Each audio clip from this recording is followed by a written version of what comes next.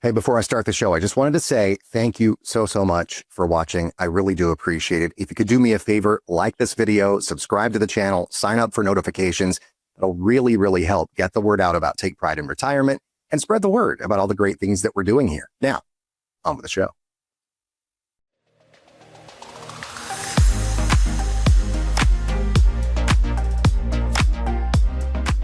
Well, hello there, and welcome to another edition of Take Pride in Retirement. Matt McClure here with you, your host, your advisor, your friend, your pal, and your confidant. And I would like to thank you for being a part of the show. As always, this is the show where we talk about LGBTQ plus retirement issues.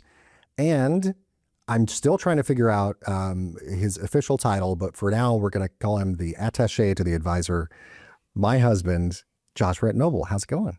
That's me, the attaché to the advisor. It's going. Happy to be back. The cultural attaché to Greece. Oh, listen, people will know. Surely someone will know what that's from. I really hope so. It's like every time I do my intro for the show, too, I'm hoping that just all the gays just go crazy over the fact that it's the lyrics to the theme song for the Golden Girls. Like, that's the point, people. And if you've missed it, now you know. If you did not know, now you know. But no, thanks for so much for watching on YouTube. If that is what you're doing, like and subscribe, please. Subscribe. I would love that. Want to see the view numbers go up. Want to see those subscriber numbers go up. I want to tune to say subscribe. I'm going to find the correct notes to sing that at some point. Yeah. But yeah, please subscribe because that helps everyone. It helps other people in our community and beyond learn some stuff, right? Yeah. And that's why I said that's why I'm here as his attaché to basically figure out what all this can do for our community, for other people, because it can be scary to plan your retirement. And a lot of it is like, what is this? Like mentioning that, like we talked about the widow's tax last week, a lot of people were not even aware of what that is, right? Right. Yeah. So that's why I love that you bring to people is this information. And I'm here basically to ask questions and be like, now, hold on. Now, what you talking about? Talk to me like I'm 5 years old and tell me what this means. I will explain it to you like you're 5. And that's the goal here. And you are here to keep me in check on that, right? Yes. So hopefully that's what we're going to do. We did talk about the widow's tax last time. We talked about longevity. We talked about earnings gaps and all that stuff. Today, and we kind of ended a little bit with some solutions because I didn't want it to be so much of a downer in the last episode. But we're going to talk more about solutions this time. So some strategies for some, for a stronger and more confident retirement, essentially a retirement you can take pride in, which is obviously the name of the show.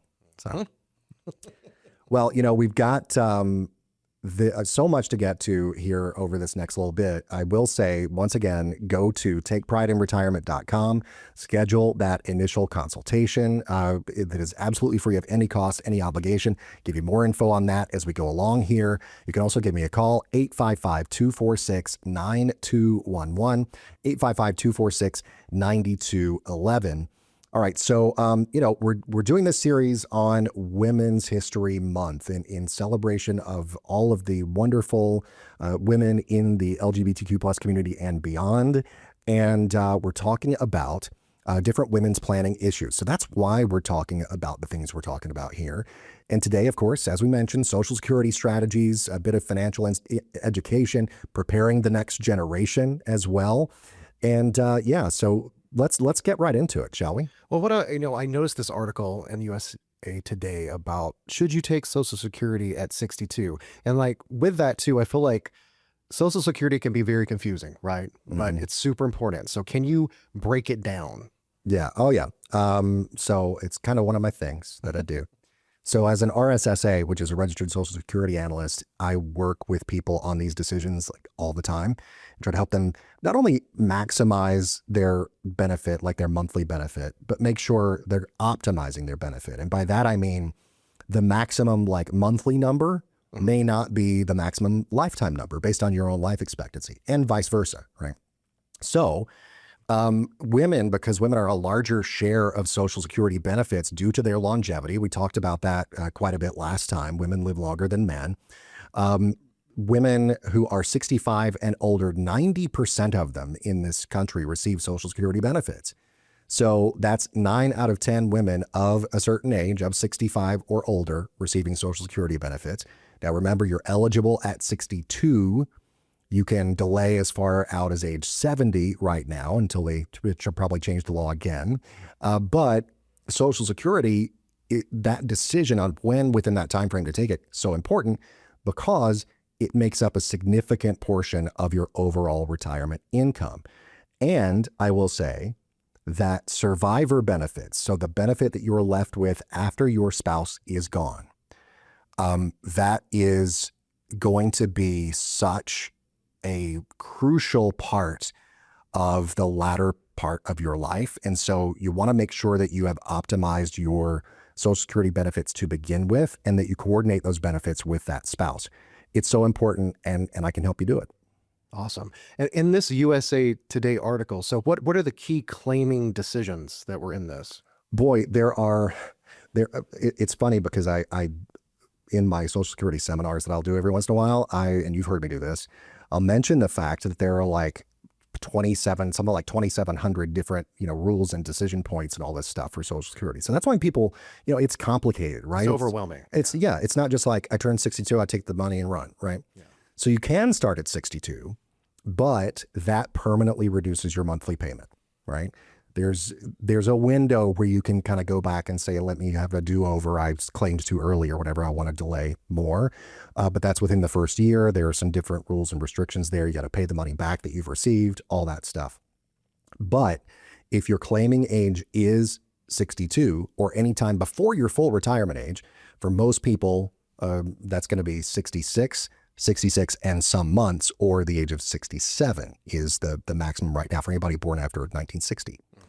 And so then, for that, if you, anytime before whatever your full retirement age is, if you file then first, your Social Security benefit, monthly benefit is reduced forever and always.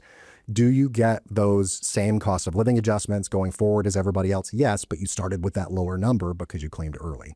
So if you delay past your full retirement age now, and you can do that all the way out to age 70, you get about 8% per year of an increase. So basically an 8% raise, like you said last time, an 8% raise each and every year you delay. And so that can be huge. So if you wait until age 70, say if your Social Security full retirement age is age 67, you wait until 70, you got a 24% raise. So that's 124% of what your benefit would have been at full retirement age. And so I help people, as an RSSA, do this all the time and just kind of navigate all this because it can be scary, murky waters, right? Yeah.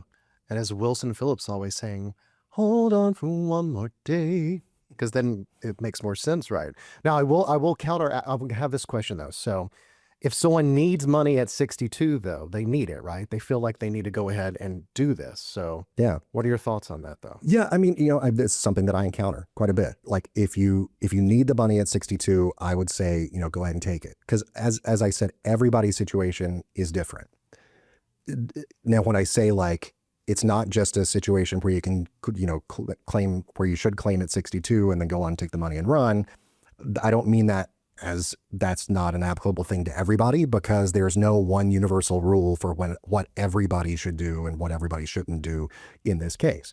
If you ever hear anybody say that, they are not acting in a fiduciary capacity. That's why I always love that when you work with clients too, is that you literally don't push them to do anything that's going to go beyond what's going to help them. Yeah. You literally go, you know what? No, this is not a good lane for you because this is not going to optimize your life and your financial stability. This makes much more sense. And that's why I love watching you work with people and them going, oh, I never thought about this way, or this is going to be so much better for me in the long run. Yeah. And that's like one of my favorite things about my job is finding those things that maybe people didn't even know about, maybe didn't even know existed, different types of accounts or different, benefits, or navigating those decisions that they didn't know that, oh, if I did this at this time, that affects something else down the road. Right. That's so like fulfilling to me. And so, again, that the whole decision whether to take it at 62 or what age is a very personal decision. If you can afford to wait, of course, those benefits compound over time. And women who live longer, yeah, if you are in, especially as we mentioned in the last show, in a lesbian relationship where you've got two women who on average are going to have longer life expectancies, but two of them, then you're going to want to maybe delay that if you can. And those benefits, you're going to need them longer. So why not max them out? There could be some scenarios in there and some considerations that you don't want to max that monthly benefit out. It's just what makes the most sense for you. And I can run an in-depth report on that. Yeah, and so the spousal and survivor benefits, this is important for same-sex couples too, right? Yeah, ever since marriage equality, 2015, the Obergefell decision. Remember those text messages? Oh yeah, We're waiting to send the text message. Oh yeah, it was a very exciting day, and so this is something that's super important for all couples, all married couples. Now, if you're not married, you can't take advantage of the spousal benefit, the survivor benefit, anything like that. But in a nutshell here, no, this is me in a nutshell. Help, I'm in a nutshell. Oh dear. Anyway, now this Austin Powers reference, everybody. If you, Lord, I'm aging myself here. But anyway, so if you are married, and your spouse is the higher earner of the two, the spousal benefit says you are eligible for up to 50% of your spouse's benefit. That is, if you don't don't qualify for your own benefit, you could qualify for that spousal benefit because you haven't worked enough to qualify, haven't earned enough credits to qualify. Or if your average index monthly earnings, which is one of the calculations that they use to determine your benefit, if that's less than 50% of what your spouse's benefit is, or your spouse's aim, as that acronym there, then you could qualify for up to 50% of that benefit that your spouse is receiving. Now, then after one spouse dies, so that's the spousal benefit, right? So then after one spouse dies, then the survival benefit comes in, the survivor benefit, that is.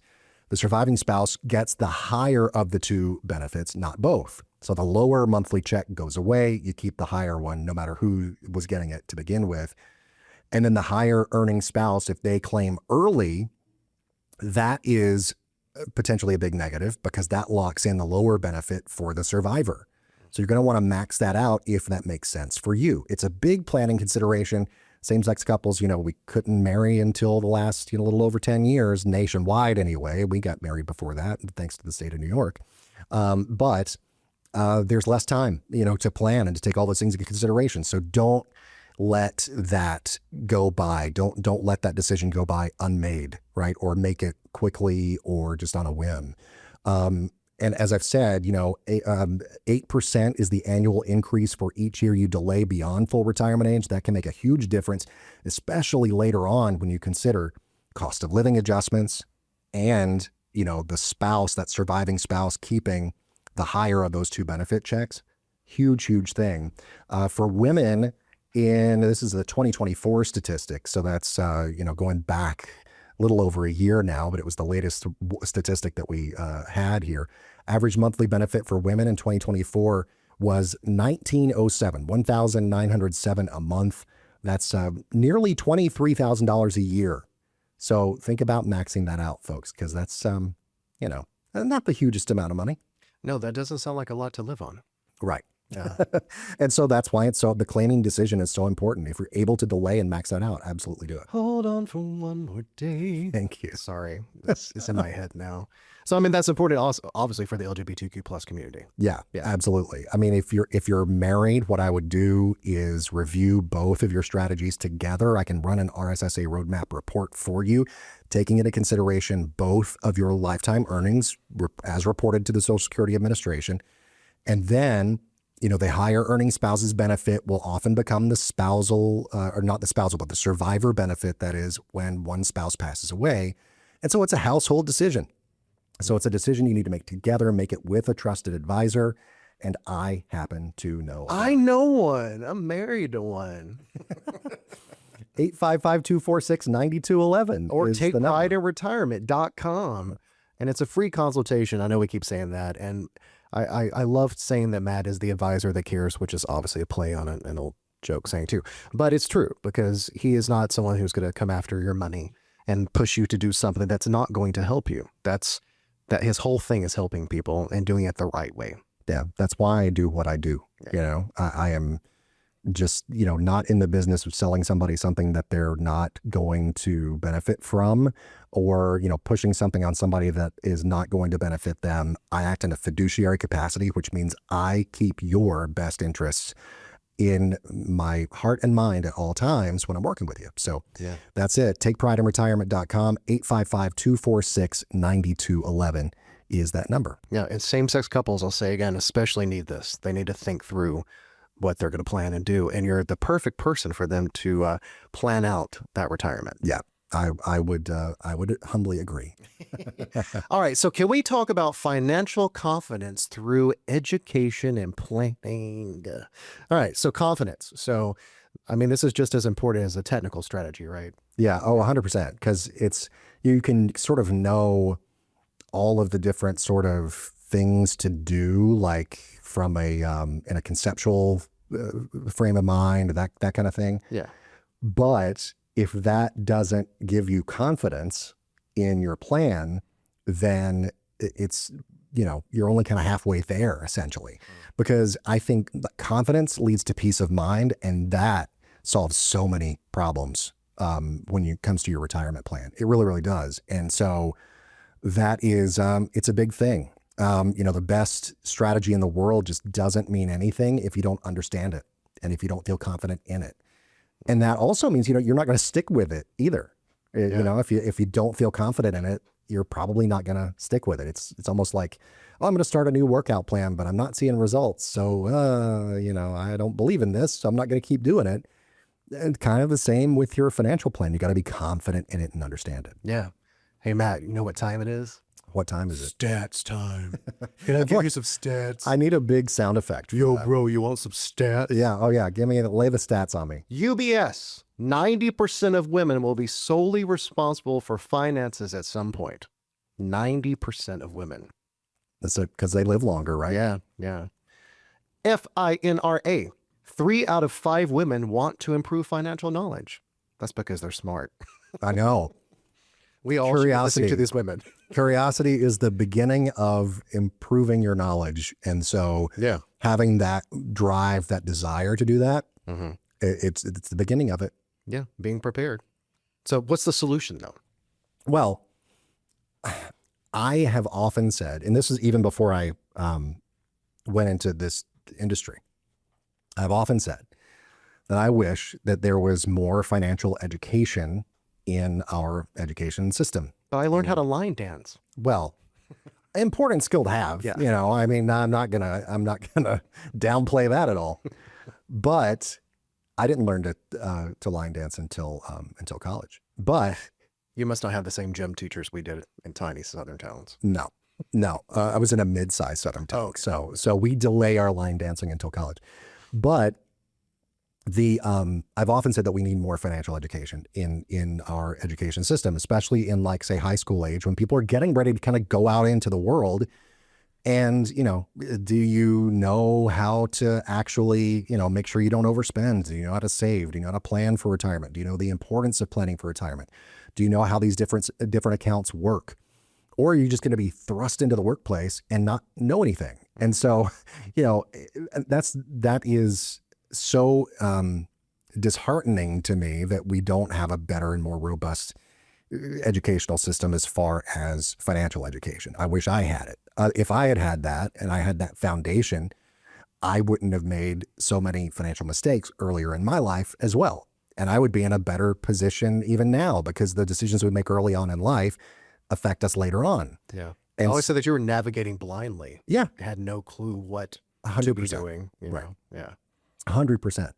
And, I will say, educating yourself about finances is not about, like, putting pressure on yourself to become this expert, like, overnight, right? About your finances, about how the entire financial system works, and the Fed's monetary policy, and, all of this stuff, and how the tax system works, and what to claim and what not, and all of that stuff.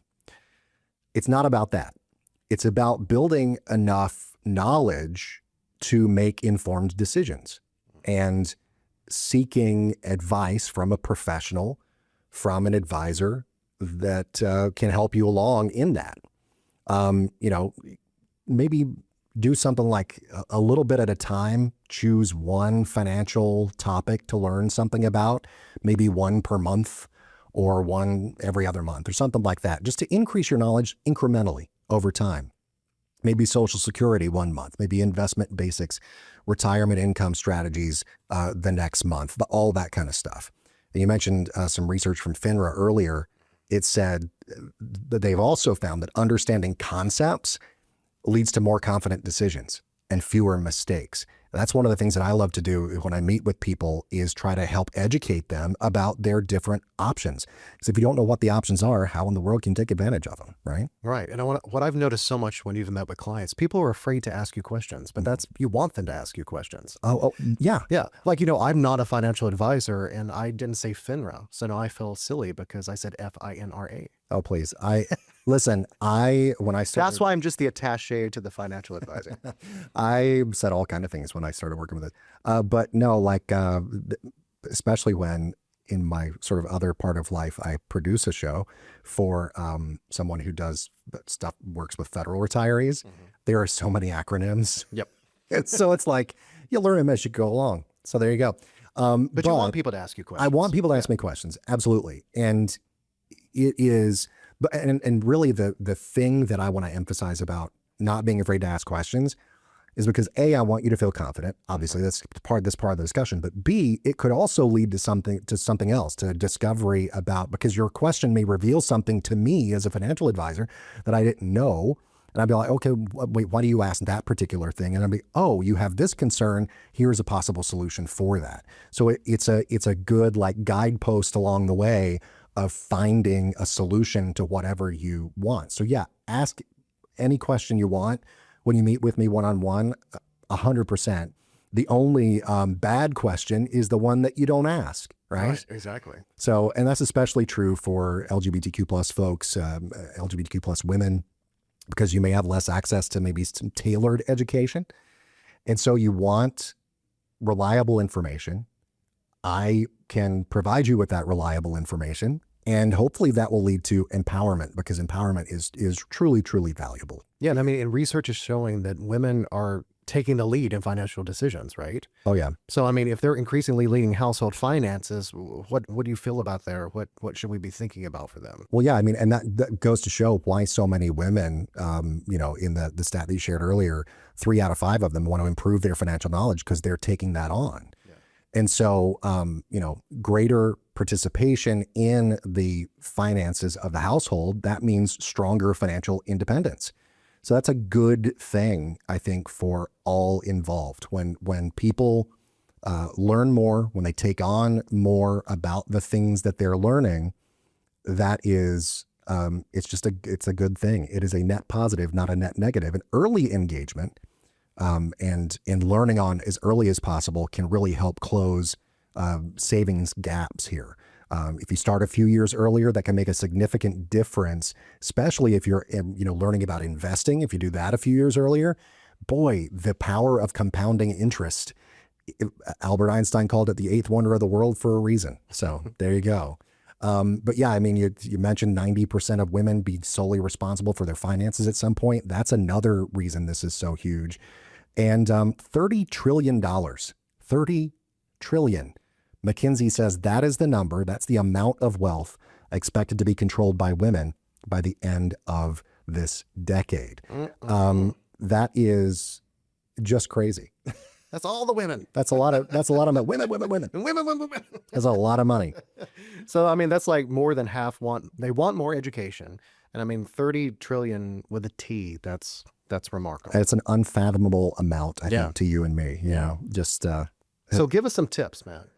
Yeah. So, I mean, again, choose that one financial topic to learn about each month. I think that's helpful. Take small steps, right? Don't think you have to overwhelm yourself with a bunch of financial knowledge at once. Learn over the long term, and that can lead to confidence. You're allowing that knowledge to really sink in, right? Yeah. And so that leads to better decisions. Podcasts you can listen to. I've got a recommendation for a great one. YouTube channels you can visit. I've got a recommendation for a great one. Speaking of, please subscribe. Yes. Like the video, subscribe to the channel. Subscribe. Still working out the software. It's we're workshopping it. Yeah. Workshopping it. And don't let, this is, I think, a big takeaway for the entire show, but for this section especially, don't let perfect be the enemy of the good. Because if you strive for perfection and you don't accept anything less than that, you deny yourself progress. Yeah. And so there are a lot of resources that are available and out there, including this podcast, where you can get information like this. And so I would encourage you to do that. Go to takeprideinretirement.com and I'll meet with you one-on-one. You can set that up. It's absolutely free. Yeah. Let's talk about preparing the next generation of folks. The next generation, you know what?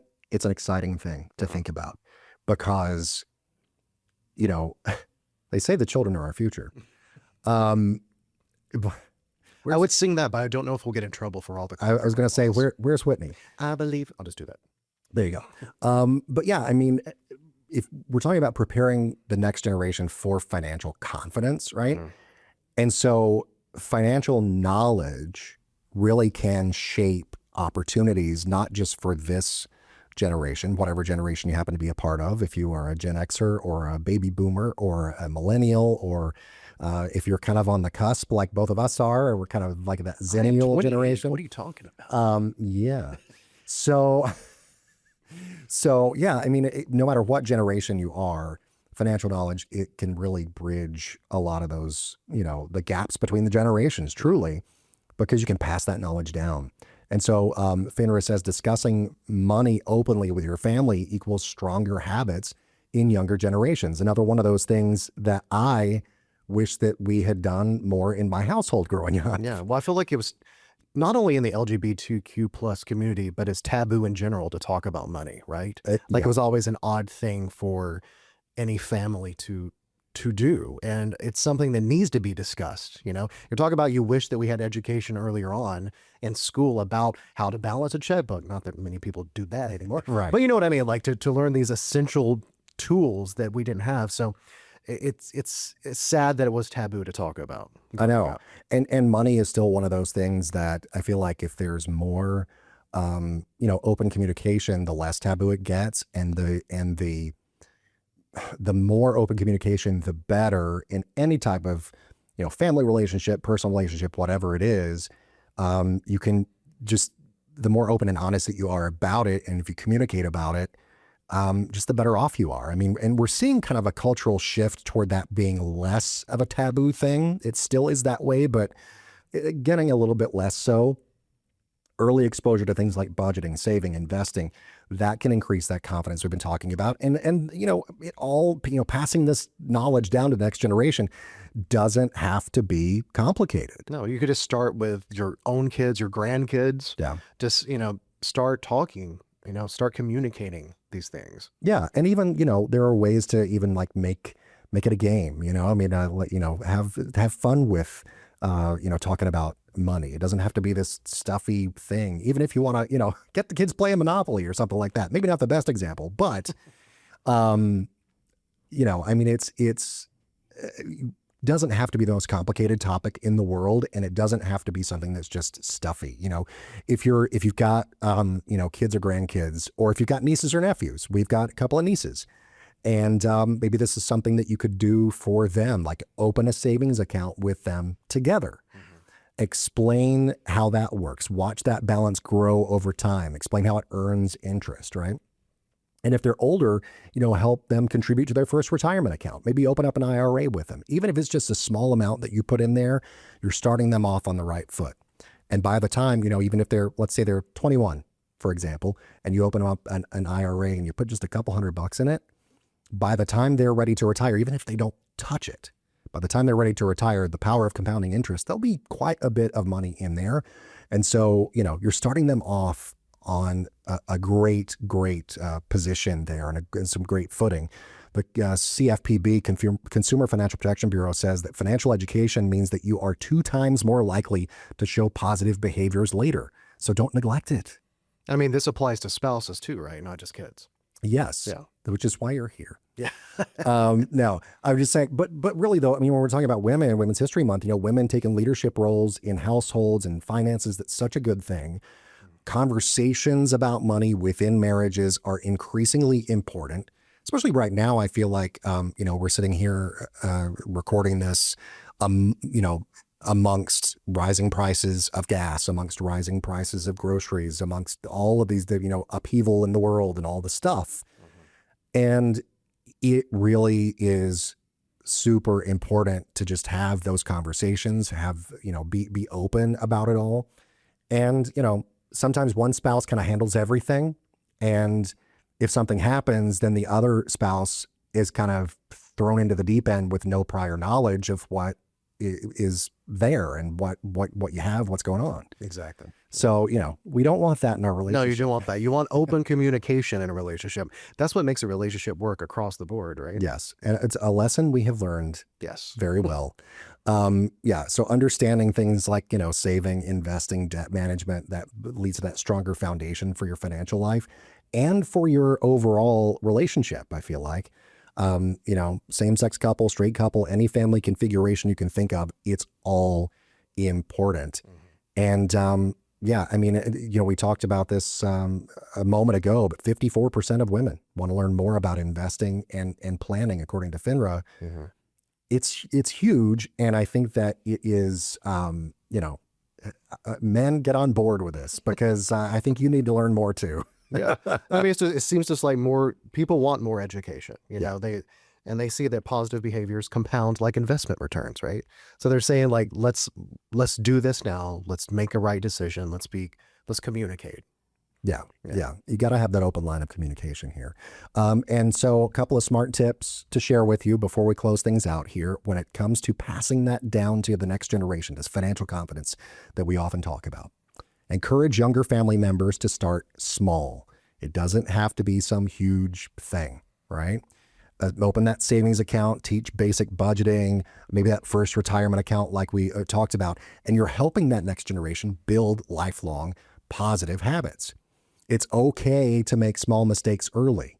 You'd rather make them early than later on because the stakes are lower, right? When you start early. And, these are valuable learning experiences and they prevent making big mistakes later. You're learning by doing, right? That's the best way I've always learned. And it's especially important for young LGBTQ plus people who face their unique challenges in life, maybe don't have that family support. Maybe you can, as a elder gay, you can take that, maybe a younger person kind of under your wing a bit and help them along these lines as well. Free consultation is yours. It is theirs. It is anybody's who wants it. Go to takeprideinretirement.com. Takeprideinretirement.com is the website. And you can also call 855-246-9211, 855-246-9211. All right, Matthew. So we have covered so much over the last 2 episodes, longevity to Social Security to next generation. It's been a lot. And you know what? I'm glad that we cover so much ground when we talk about these different topics. And I'm glad that we've done this, especially this focus on women for Women's History Month. Right. But the thing is like we can give general information here on the show, but I can also give personalized information and recommendations to you one-on-one. And so that's what I want to drive home to you. But the thing is, there are challenges for women in retirement planning. They are real. They are significant challenges, especially for LGBTQ plus women. It doesn't mean that solutions do not exist. You just might not know what they are. And it's, if you feel overwhelmed, you're taking a step toward not feeling overwhelmed right now just by listening to the show, because I can help you not feel overwhelmed in your own personal financial life. And it really is about, just being informed really and taking action, on that information, that knowledge that you've gained. And action starts with education and conversation. Yeah. I think those are 2 of the biggest takeaways probably from at least this episode, because we talked about, like passing it down to the next generation and all of that. And, like family dynamics and stuff, having conversations, making sure that you are learning as much as you possibly can from trusted sources about your own personal finances. Huge. So yeah, we've talked about understanding Social Security. We talked about the widow's tax, what that is. We talked about teaching that son or daughter or niece or nephew or whomever about investing. These are all steps toward stronger financial futures, and that means having a retirement you can take pride in. And if any of this resonated or sparked any questions, please contact Matt. He would love to help you. Yeah, takeprideinretirement.com is the website, takeprideinretirement.com, or 855-246-9211. 855-246-9211 is the number to call if you prefer that. All right, Mr. Josh. Yes, Mr. Matthew. Mr. Noble. Mr. McClure. That's going to do it, I think, for this particular episode. But I'm having fun with this. I'm just glad to not be the only one here lately who's just yapping away. As always, a pleasure. Thank you for having me on. Thank you. And thank you for listening or watching the show. We'll, of course, see you next time. And until then, take pride in yourselves and take care of each other. We'll see you then.